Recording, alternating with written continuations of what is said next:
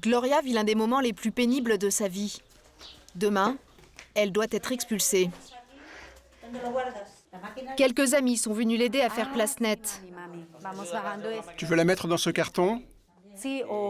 Oui, tu peux la descendre. Elle ne pèse pas lourd, comme ça, on commence à débarrasser là-haut.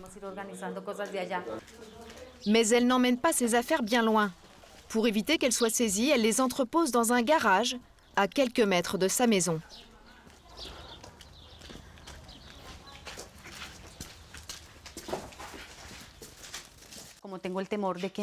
J'ai vraiment peur d'être mise à la rue demain.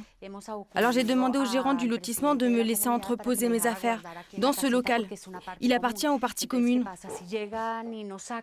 Ici, même en cas d'expulsion, ils n'ont pas le droit de saisir mes biens. Du coup, je stocke toutes mes affaires ici pour pouvoir les sortir par le portail qui est là-bas derrière. Et je n'aurai plus qu'à venir avec une fourgonnette pour les récupérer. Parce qu'ici, ils ne peuvent rien prendre? Ici non. Dans les cartons du fond, il y a nos vêtements, là, les matelas, mes bureaux sur lesquels j'ai tellement travaillé, l'électroménager. Sa banque la menace d'expulsion car elle ne rembourse plus son prêt immobilier depuis 4 ans. Elle a attendu le dernier moment pour déménager, en espérant qu'on lui laisserait un répit. Mais aucune bonne nouvelle n'est venue. Dans la cuisine, sa maman, qui vivait avec elle, vide le frigo. Jamais une telle chose ne nous est arrivée, jamais. Et vous savez où vous allez vivre? On n'a pas encore trouvé de point de chute. Moi, je vais aller chez mon fils. Ma petite fille chez sa grande sœur. Jusqu'à ce qu'on trouve une solution durable. Mais en attendant, on est dans le flou. Gloria va quand même essayer de sauver sa maison. Sa fille et quelques amis ont prévu de manifester. Maman, qu'est-ce qu'on fait avec les pancartes? Des grandes feuilles blanches, ce serait bien. Et tu écris en rouge dessus. Super. Malgré cette mobilisation, sa dernière fille à charge vit très mal la situation. Ça m'a vraiment fait un choc, c'était très dur. Et je ne me fais toujours pas à l'idée. Évidemment, plus on se rapproche du jour en question, et pire c'est. Tu vois ta maison se vider, tu vas sûrement dire au revoir à tes amis. Je sais pas, c'est...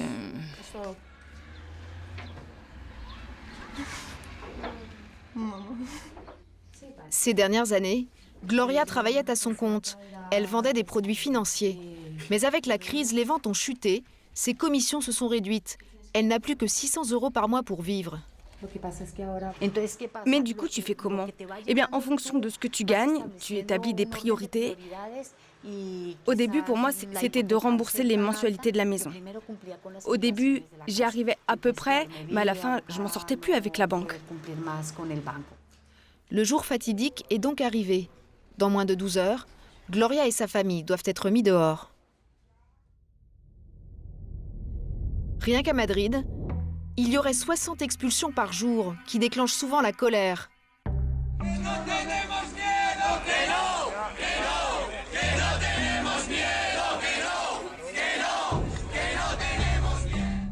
Pas un immeuble qui n'ait au moins un appartement en vente, et souvent beaucoup plus.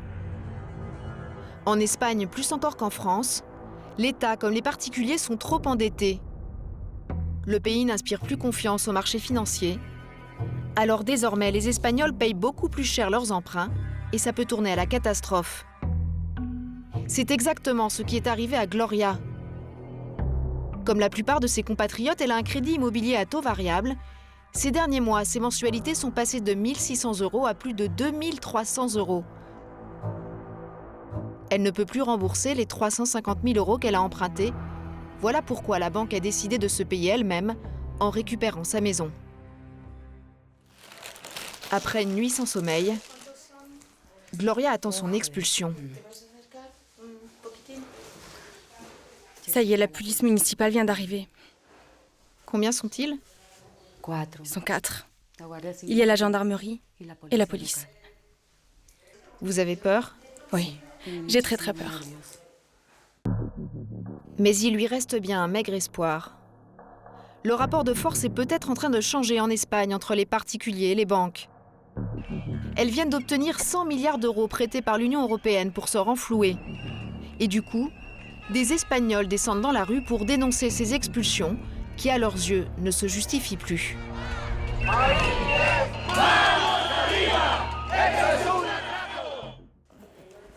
Gloria attend justement des militants qui luttent contre ces méthodes sans pitié, de simples citoyens qui ne veulent plus se laisser faire.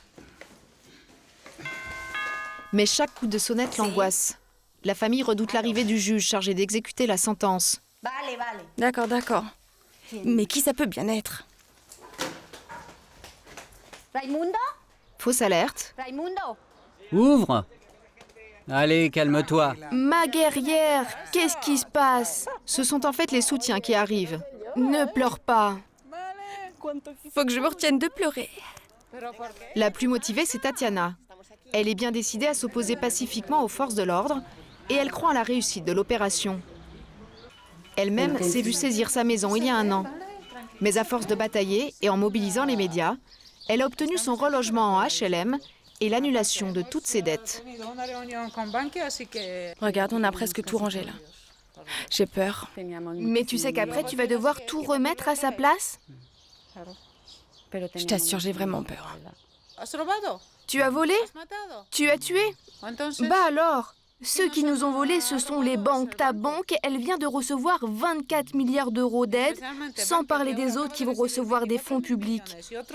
Ce sont eux qui devraient céder ces maisons pour en faire immédiatement des logements sociaux et pas seulement aux gens comme toi qui ne peuvent pas rembourser leur emprunt. Devant la maison, la fille de Gloria manifeste avec les autres personnes venues s'opposer à l'expulsion. Le juge se fait attendre, quand soudain, coup de théâtre.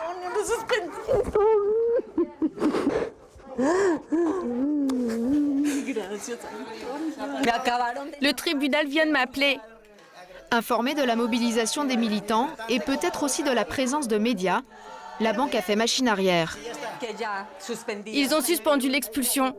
Gloria a obtenu 4 mois de sursis.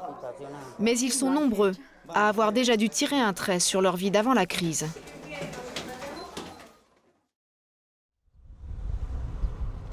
À 30 km du centre de Madrid, à côté des entrepôts et des usines, des lotissements low cost sont apparus. Comme cet ensemble de 300 logements répartis dans 12 barres de béton. C'est ici qu'habite Yolanda. Je vis au milieu de nulle part. Là où j'habite, ce n'est pas une zone urbanisée traditionnelle où les gens ont envie de vivre en général. C'est très à la mode en ce moment en Espagne. Pour économiser sur la construction et sur les terrains, les promoteurs construisent au milieu de ces zones industrielles. Ici, le mètre carré est à 1 000 € environ, 3 fois moins cher qu'en centre-ville.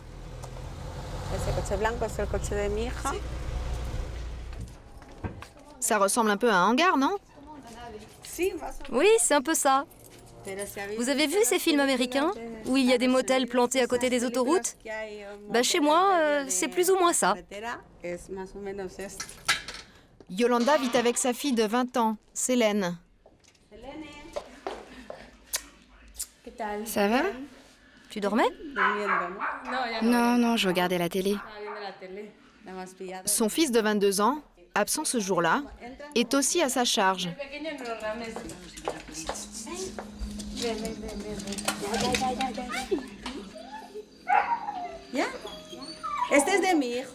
Le petit là, c'est le chien de mon fils. Je m'en occupe aussi. La famille vit dans ce 80 mètres carrés que Yolanda a égayé avec des couleurs vives pour oublier l'environnement industriel. Il y a encore 3 ans, la maman et ses 2 enfants habitaient en ville, dans Madrid. En tant que secrétaire à la mairie, cette fonctionnaire se croyait à l'abri de la crise. Mais l'an passé, le gouvernement a pris une décision impensable chez nous. Il a baissé tous les salaires des services publics de 5% et Yolanda l'a senti passer sur sa fiche de paye. En mai, je gagnais 1 271 €. En octobre 2011, mon salaire est tombé à 1 208 €. Et à partir du mois prochain, ils vont encore nous baisser notre salaire de 3% de plus. Ça fait donc 8% au total, alors qu'ils avaient déjà gelé les salaires les 5 années précédentes. Du coup, c'est très compliqué pour vous. C'est très compliqué. Les prix n'arrêtent pas de grimper, et nous c'est le contraire. Nos salaires baissent. On ne s'en sort pas avec le coût de la vie. À cela s'est ajouté un divorce. Du coup, quand Yolanda part faire ses courses, elle se serre la ceinture comme jamais. Elle dépense grand maximum 150 € par semaine en alimentation pour elle et ses 2 enfants. La viande est devenue beaucoup plus rare. Montrez-nous ce que vous avez acheté aujourd'hui. J'ai acheté du lait, des yaourts, de la salade. Avant, quand j'achetais 1 kilo de viande, ça me faisait 2 fois.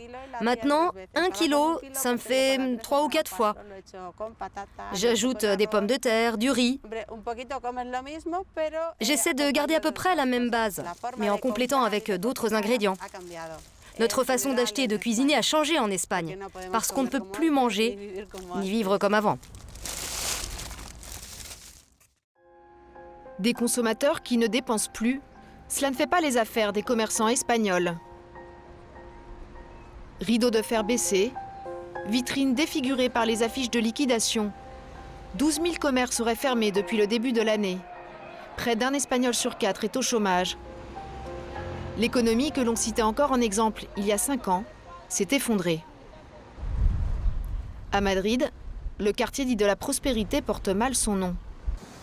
C'est ici que César officie depuis 15 ans, à la tête d'un bazar qui va lui aussi fermer. Sur son t-shirt, il a écrit « Fermeture pour cause de désespoir ». Il faut dire que son magasin fait travailler toute sa famille. Je vous présente Pablo, mon fils aîné. C'est un élément important de l'équipe. Ici, chacun a son rôle. Les enfants sont dans les rayons. La caisse est tenue par leur maman, Alicia. Les ventes du magasin ont baissé de 30% en 3 ans. Ses clients n'achètent plus que le strict nécessaire.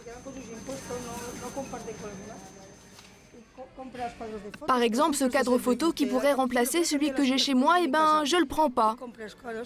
Ces jolies petites tasses non plus. Aujourd'hui, j'ai juste pris des cuillères pour remplacer celles qui sont cassées chez moi et des ciseaux. L'avenir de la famille de César est aujourd'hui très flou.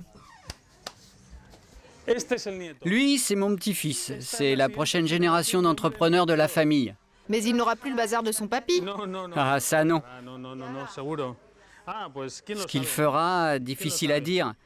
Son père peut-être vous en dira plus. C'est David. Un jeune père qui n'est pas sûr d'avoir un avenir en Espagne. J'ai terminé cette année mes études pour devenir prof de sport. Je vais chercher dans ce domaine. Si je ne trouve pas, il faudra que je me débrouille. Et s'il faut émigrer, eh bien j'émigrerai. Comme au siècle dernier, les Espagnols se remettent à émigrer. La sœur de David vient de s'installer aux Pays-Bas. Toute la famille envisage de la rejoindre ou peut-être de venir en France. Face à la crise, chaque Espagnol improvise pour survivre.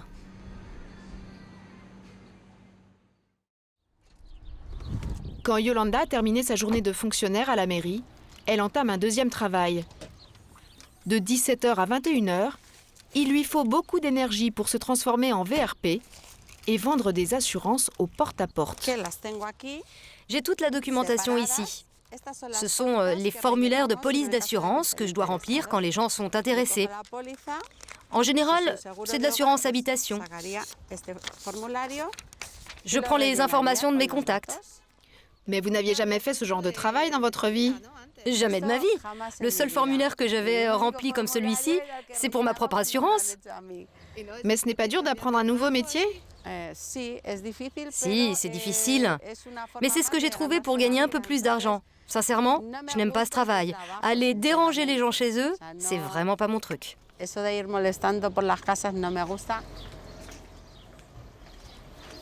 Consciencieusement, Yolanda frappe à toutes les portes. Je n'ai pas encore démarché ici, donc je tente ma chance. Oh! J'en profite pour rentrer, sinon... Déjà, réussir à entrer dans le bâtiment, c'est une bonne chose. Pour cette fonctionnaire qui ne quittait jamais son bureau avant, le choc est violent, d'autant qu'on ne l'accueille pas toujours à bras ouverts. Bonsoir, je vends des polices d'assurance. Je voudrais vous donner des informations sur l'assurance habitation. Ok, c'est pas grave.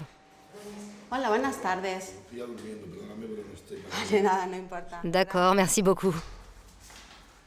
Qu'est-ce qui s'est passé? Il a dit qu'il dormait, mais c'était une excuse.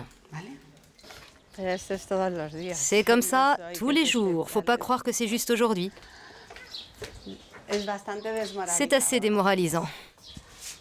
Son deuxième job, qui lui prend 4 heures chaque jour, lui rapporte en moyenne 300 € par mois.